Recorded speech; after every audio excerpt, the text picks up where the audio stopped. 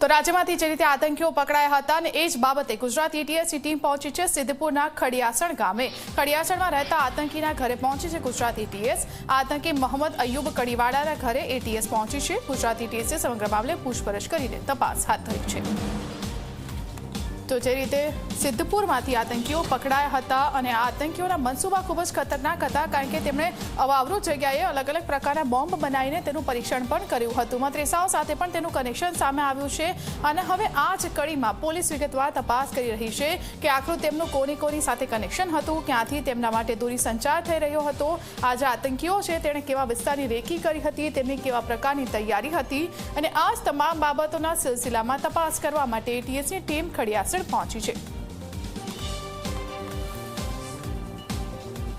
खडियासण गामे आज एटीएसनी टीम આવી પહોંચી છે। કેમેરામેન નરેશ કે દ્રશ્ય બતાવે કે સીધા જે પ્રકારે એટીએસની ટીમ આજે સિદ્ધપુરના ખડિયાસણ મુકામે આવી છે અને ત્યાં આગળ જે રીતે કહી શકાય કે ખડિયાસણ ગામે જે મોહમ્મદ અયુબ કડીવાલા છે તેઓના ઘરે હાલ તો એટીએસની ટીમ દ્વારા સઘન તપાસ હાથ ધરવામાં આવી છે। ખાસ કરીને વાત કરવામાં આવે તો જે મોહમ્મદ અયુબ કડીવાલા છે તેઓએ અહીંયા કંઈક ને કંઈક બોમ્બ બનાવતો હોય તે પ્રકારની વિગતો સામે આવવા પામી છે। ખાસ કરીને વાત કરવામાં આવે તો તેમના પરિવાર સહિતની જે પૂછપરછ છે તેઓ દ્વારા હાથ ધરવામાં આવી છે અને જે રીતે કહી શકાય કે જે ખડિયાસણ ગામ છે, ખડિયાસણ ગામની અંદર હાલ તો એટીએસની ટીમે ધામા નાખ્યા છે અને જે મદરેસાની જે પાછળનો ભાગે છે તે આગળ તપાસ તો હાથ ધરી છે અને ત્યારબાદ જે મોહમ્મદ અયુબ કડીવાલા છે તેઓના ઘરે હાલ તો તપાસ હાથ ધરવામાં આવી છે। પ્રેમલ ત્રિવેદી, જીમડિયા, પાટણ।